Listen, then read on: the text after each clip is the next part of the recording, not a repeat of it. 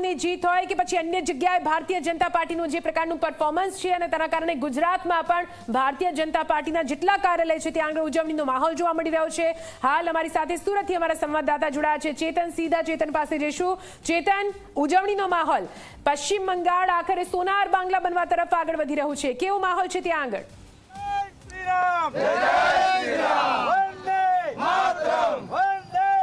जी बिल्कुल थी पश्चिम बंगाल और आसाम में जे रीते भाजप विजय तरफ आगे वधी रही है त्यारबाद जे कार्यकरो छे तेमां खुशीनो जे माहौल छे ते जोवा मळी रह्यो छे। आप जोई शको छो भाजपना जे कार्यकर्ताओ छे तेमां अनोखो जे उत्साह छे ते जोवा मळी रह्यो छे कारण के आ वखते पश्चिम बंगाळमां जे झाड़मूड़ी छे तेनो जादू जोवा मळी रह्यो छे अने भाजप प्रचंड जे जीत छे ते जीत तरफ आगे वधी रही छे त्यारे जे कार्यकरो छे तेमां खुशीनो जे माहौल छे ते जोवा मळी रह्यो छे। आपणी साथे कार्यकर्ताओ जोड़ाई रह्या छे। जी शुं कहेशो भाजपनी प्रचंड जीत शुं कहेशो? आज श्यामा प्रसाद मुखर्जीनी जे धरती है त्या प्रथमवार भारतीय जनता पार्टीनो विजय ध्वज फरकायो छे। सौ कार्यकर्ता माटे खुशीनो दिवस है और बधाथी वधारे तो आ बंगाळना लोकोनी जीत है कि बंगाळना लोकोए जे अत्यार सुधी सरमुखत्यारशाहीनी जे सरकार जोई छे एमांथी अमने मुक्ति मळी छे अने भारतीय जनता पार्टीनुं सुशासन जे छे समग्र देशमां चाली रह्युं छे त्यारे बंगाळमां पण भारतीय जनता पार्टीनो जे विजय थयो छे तो बंगाळने हवे साची दिशा मळशे एवुं अमने लागे छे। काव्याबेन शुं कहेशो प्रचंड जीत पश्चिम बंगाळ अने आसाममां? આ બંગાળના લોકોની ખૂબ મોટી જીત છે।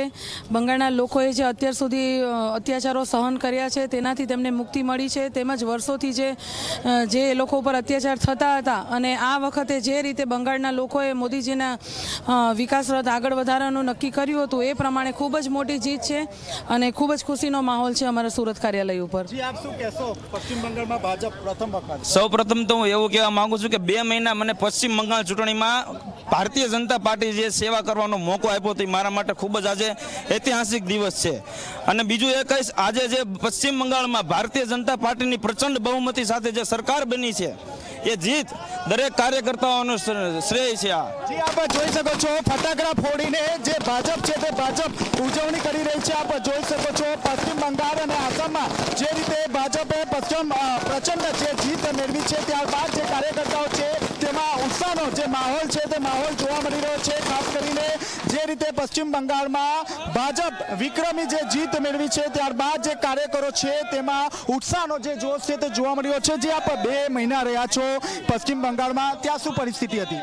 ત્યાં આપણે જોવો તો જે છેલ્લા 60 થી 70 વર્ષોમાં જે કોમ્યુનિસ્ટ હોય મુગલો જે હતા જે કોમ્યુનિસ્ટ પાર્ટી હોય કે ટીએમસી હોય જેણે છેલ્લા 60 વર્ષોથી જે પશ્ચિમ બંગાળની જનતા સાથે જે અત્યાચારો કર્યા છે જે હિંસાઓ કરી છે એનું પરિણામ આજે ટીએમસીની સરકારને મમતા બેનર્જીને આજે જનતાએ વોટ આપીને બતાવ્યું છે અને ભારતીય જનતા પાર્ટીને આજે પ્રચંડ બહુમતી સાથે સરકાર બની છે। ટીએમસીની કેવી તાનાશાહી હતા? આપ તો 2 મહિના ત્યાં રહ્યા છો।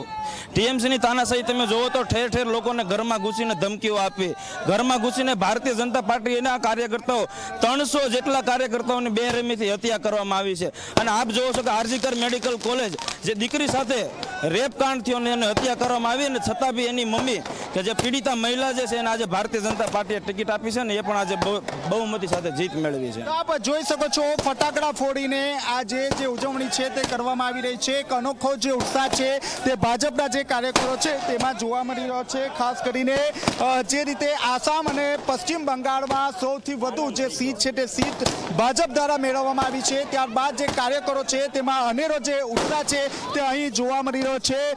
ભાજપ કાર્યાલયની બહાર અહીં ફટાકડા ફોડવામાં આવી રહ્યો છે। ખાસ કરીને પ્રફુલભાઈ પાનસુરિયાનું જ્યાં કાર્યાલય આવ્યું છે તે કાર્યાલયની બહાર ઉત્સાહ છે। આપણી સાથે ધાર્મિક માલવિયા જોડાયા છે। ધાર્મિકભાઈ શું કહેશો? બંગાળની અંદર આજે કુશાસનનો અંત આવ્યો છે અને સુશાસનની શરૂઆત થઈ છે। 3 દાયકાના શાસન પછી આજે પ્રથમ વખત જ્યારે ભારતીય જનતા પાર્ટીની સરકાર બનવા જઈ રહી છે ત્યારે સમગ્ર બંગાળવાસીઓમાં પણ ખુશીનો માહોલ છે, એના કરતાં પણ વધારે માહોલ સમગ્ર દેશની અંદર છે। આપણે જે રીતે જોયું તે રીતે હાલમાં જે પાટીદારનો ગઢ ગણવામાં આવે છે ત્યાં ભવ્ય જે ઉજવણી છે તે શરૂઆત થઈ ચૂકી છે। જી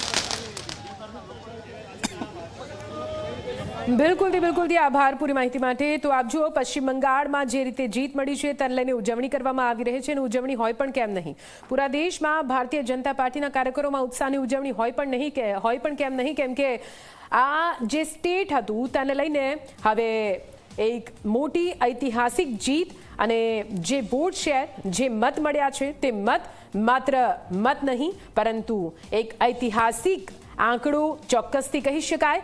ભારતીય જનતા પાર્ટી જે પશ્ચિમ બંગાળમાં અત્યારે 186 બેઠક ઉપર આગળ ચાલી રહી છે, જ્યારે ટીએમસી 103 બેઠક પર આગળ ચાલી રહી છે.